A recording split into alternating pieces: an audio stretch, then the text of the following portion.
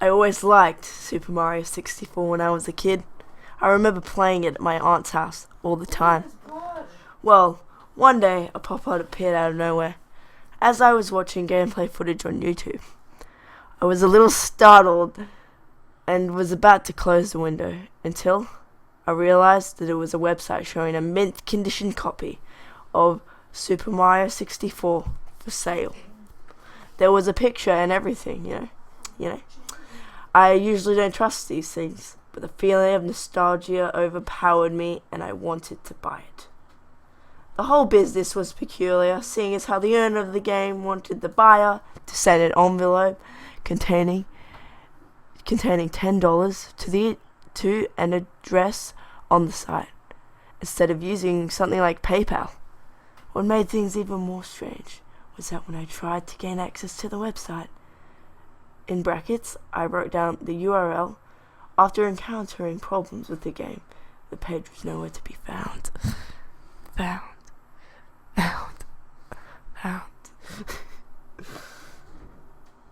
A few days after the $10 was mailed, I got a package containing the new copy of the game. The first thing I noticed when I opened the small box was that the official sticker with Mario flying in the air was apparently peeled off or something. In its place was a piece of duct tape with Mario crudely written on it in permanent marker. You know, I felt a little ripped off, but as long as the game worked, I didn't care.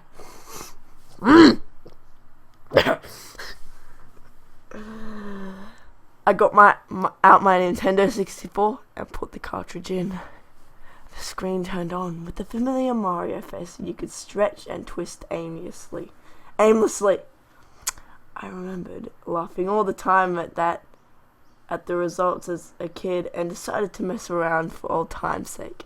I moved the cursor over Mario's ear and pulled it to 11 proportions. I was going to do the same to the other ear when the TV suddenly produced loud static. Mario's whole head started deforming and twisting in ways that you didn't even know were possible for the model. Random sound effects from the game started playing along with the static. As all this was occurring, I could hear a faint whispering voice in Japanese.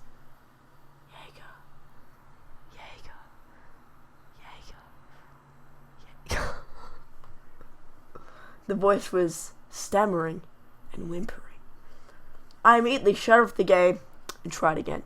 I didn't bother with the Mario head this time, just selected a new file and started playing. When I selected the file, the game skipped the opening monologue by Peach and the courtyard outside. Mario was just placed right inside the castle. Creepier still, Bowser didn't say anything either. I tried to ignore it and play it anyway. However, I also noticed there was no music, just dead silence. There weren't even any toads around to talk to. The only door I could enter was the Bob-omb battlefield.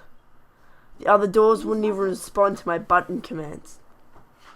The portrait to the Bob-omb battlefield wasn't the usual picture. It was just a stark white canvas. I was still trying to convince myself that these were just minor glitches and that they wouldn't affect the gameplay at all.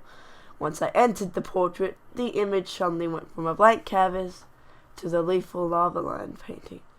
You know that slightly unsettling image of the flame with the evil smile? Yeah, that's when I started getting really suspicious. The mission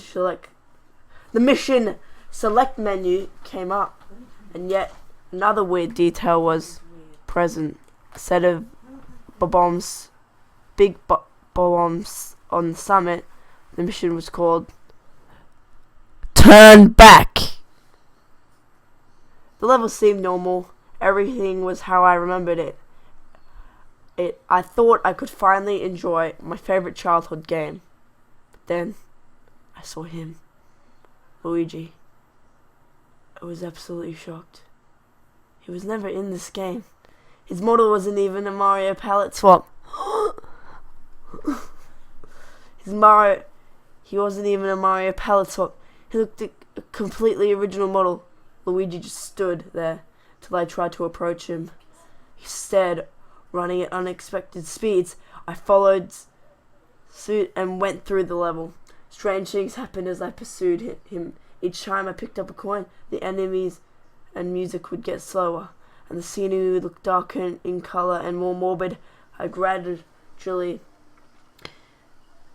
kept gradually getting worse until I collected a fifth coin. Then the music just stopped. The enemies laid on the ground like they were dead. I was seriously freaked out, but I kept chasing Luigi. I went up the hill. No cannonballs rolled down, trying to knock me over. I wasn't really surprised at this point. Luigi was always just out of my sight as I ran. Once I reached the summit, I saw yet another object out of place. A small cottage, all that was seen on top of the hill.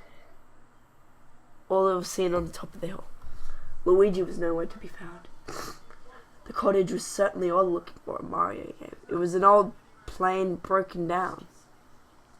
Regardless of my fears at that moment, I had Mario enter the cottage. As soon as the door closed, a disturbing picture of Luigi hanged immediately hopped up along with very frightening scare chord. It sounded like a violin screech accompanied by a loud piano banging. Mario fell to his knees and sobbed for roughly 5 minutes.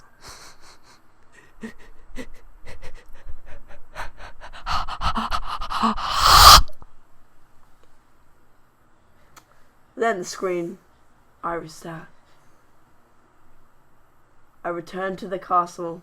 Mario just slumped out of the painting. The image switched from lethal lava land portraits to an image of Luigi hanging himself.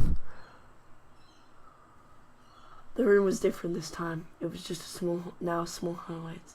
Toads with blank expressions and white robes lined on the side of the hallway. There was another painting at the opposite and that just completely and utterly scared me. It was a picture of my family. It wasn't even a photo from the time Super Mario 64 was released. It was a very, very recent photo. I remember posing for it last weekend. Oh my god.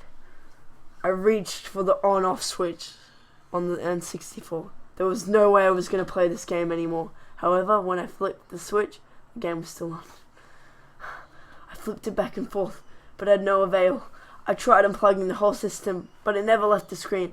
I was even still able to control Mario. I just couldn't leave it on forever, so I kept playing. I went to the whole photo of my family and jumped in. Only one mission was available, of course. This one was called Run, Don't Walk. I selected the mission. Let's go! The level started in a flooded hallway with platforms floating underwater. Mario landed on one of these, and the camera turned to show what was behind. A silent black void was slowly approaching Mario. It didn't look like anything. It didn't even look like finished graphics. Just a giant, blocky, black blob. I started jumping from platform to platform with no goal in sight. I kept running, the darkness slowly but surely gaining speed. This kept going on for what it felt like hours. I was really doubting there would ever be an end. Maya was just going in circles. Finally, the black void thing caught up with Mario and enveloped him in darkness. He didn't scream or resist at all. It just consumed him. Thanks for watching, guys. Stay tuned for part 2 of this video, and subscribe, like, and I hope you like my narrating. Look out for more videos. Creepy Cat out.